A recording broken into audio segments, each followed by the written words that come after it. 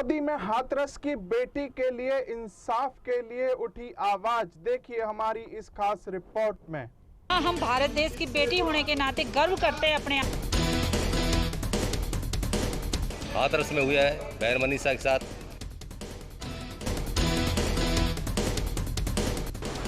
उत्तर प्रदेश के हाथरस में दलित लड़की के साथ हुई हैवानियत की घटना के बाद सियासत गर्मा गई है। लोगों में काफी भारी रोष देखा जा रहा है। आज इसी कड़ी के बीच पटौदी के राजनीतिक संगठन और सामाजिक संगठन ने मिलकर महामहिम राष्ट्रपति के नाम एक ज्ञापन सौंपा, जिसमें मनीषा के हत्यारों को फांसी की सजा देने के साथ कुछ अन्य मांगे विज्ञापन में रखी गई। इन लोगों का कहना है कि कुछ वर्ष पूर्व दिल्ली में भी शिकार हुई निर्भया के बलात्कारियों को फांसी दी गई थी, तो फिर मनीषा के बलात्कारियों को भी जल्द से जल्द फांसी दी जाए।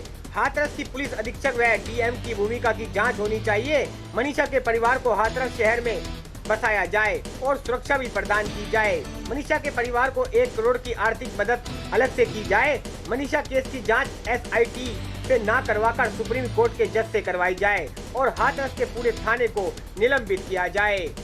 आज सामाजिक संगठन और राजनीतिक संगठनों के लोग पटौदी स्थित अंबेडकर भवन पर एकत्रित हुए, जहां से हाथों में तख्तियां लेकर उत्तर प्रदेश की योगी सरकार के खिलाफ जमकर नारेबाजी करते हुए पटौदी चौक पर उत्तर प्रदेश के मुख्यमंत्री योगी आदित्यनाथ का पुतला भी फूका और सरकार के खिलाफ जमकर नारेबाजी की।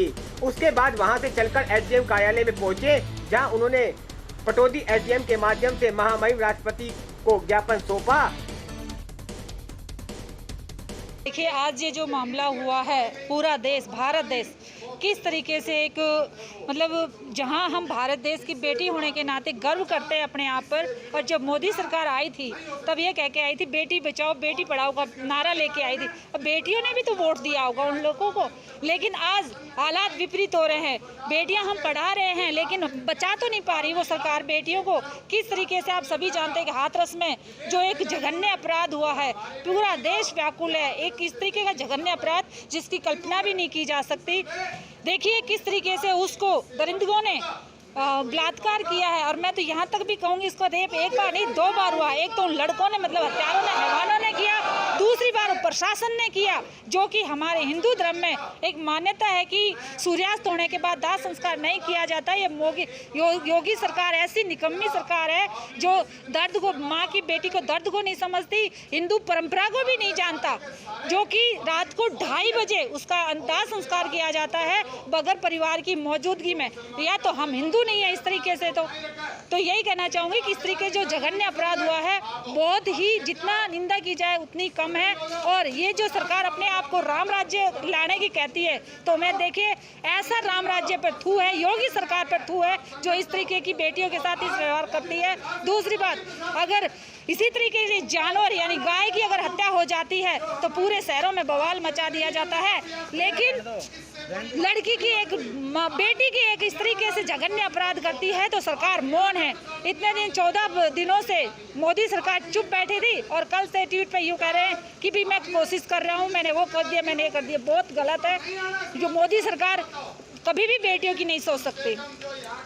और आज जब हम यहाँ ज्ञापन देने आए हैं मनीषा के मामले को लेकर पटौदी में, तो पटौदी प्रशासन ही नदारद है। जब भी हम यहाँ ज्ञापन देने आते हैं तो पटौदी में कोई भी नहीं होता। यहाँ ऑफिस में ना तो SDM साहब है, ना तहसीलदार है, कोई भी नहीं होता। प्रशासन पता नहीं किसके भरोसे छोड़ देता है। ये जो सेवक बने बैठे हैं ये जनता के तो प्रतिनिधि हैं, जनता के तो सेवक हैं। जब जनता के काम नहीं आते तो अपनी कुर्सी छोड़े हैं लोग। और फिर दूसरी बात आती है यहाँ का जनप्रतिनिधि, जिन्होंने जनता ने यहाँ वोट देकर जिसको चुना है, हमारे समाज से आता है सत्य प्रकाश जरावता जी। अरे समाज के नाते ही आप लोग उस कुर्सी पे बैठे हो और आज समाज के बीच में आप लोग हो।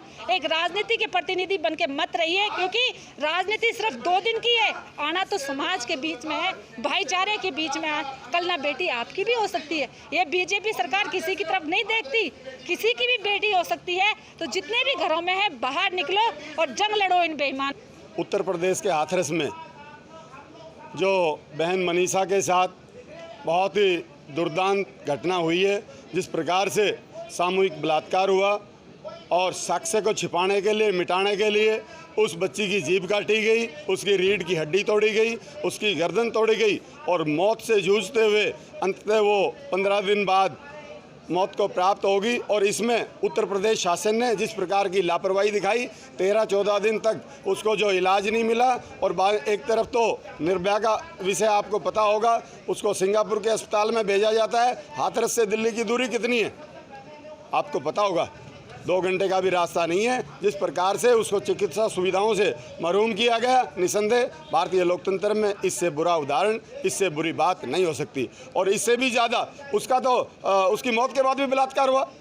जिस प्रकार से पुलिस प्रशासन ने, एक तरफ तो योगी जी हिंदू भावनाओं की बात करते हैं, हिंदुओं की बात करते हैं, और दूसरी तरफ बहन मनीषा के साथ जिस प्रकार से उसके अंतिम संस्कार में भी पेट्रोल डाल के उसका अंतिम संस्कार किया गया, घर वालों को जो अपनी क्रियाएं थी वो नहीं करने दी गई, उसकी मां का प्रलाप आपने सुना होगा। निसंदेह ये इस प्रकार की जो घटनाएं हैं, ये भारतीय समाज में, लोकतंत्र में अपरिहार्य हैं, और निसंदेह इन घटनाओं से बचा जाना चाहिए था। और जिस प्रकार से इस केस को भी हशप करने की कोशिश करी है, वो भी सारी की सारी बात है। इसके अलावा हमारी और उत्तर प्रदेश शासन से मांग है, एक तो इस परिवार के एक आदमी को नौकरी मिलनी चाहिए, परिवार को 1 करोड़ रुपया मुआवजे के रूप में मिलना चाहिए, हाथरस शहर में उनको रहने की जगह मिलनी चाहिए, उनको सुरक्षा मिलनी चाहिए। निसंदेह जिस प्रकार से दबंगों ने एक घिनौना अपराध करके ये अपराध के अलग मापदंड तय किए हैं, इससे बुरी बात नहीं हो सकती।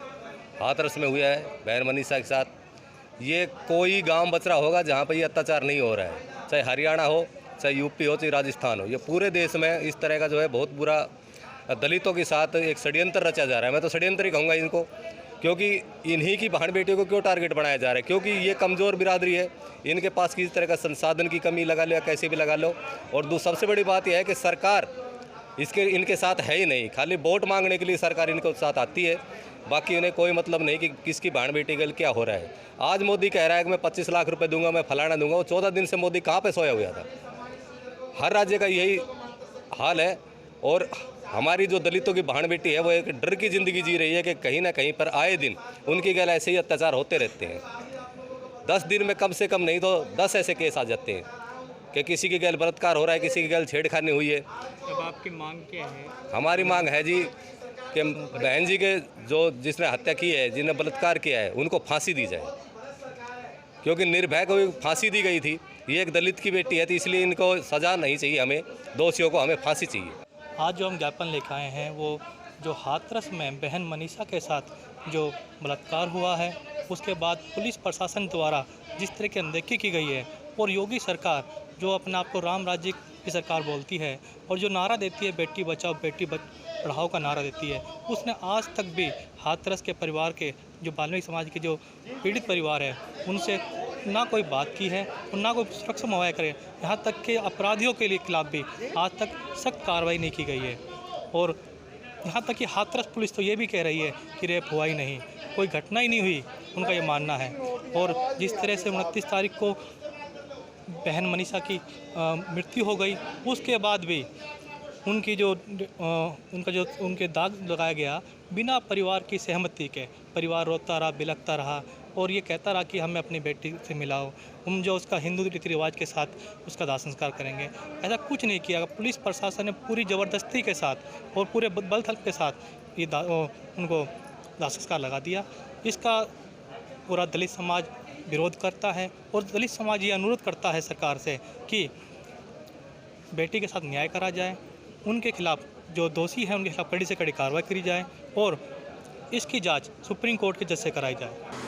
पटौदी से एनसीआर न्यूज के लिए मीर सिंह की खास रिपोर्ट। अपने शहर की ताजा खबरों के लिए एनसीआर न्यूज के साथ बने रहिए। चैनल को लाइक व सब्सक्राइब करें। नमस्कार।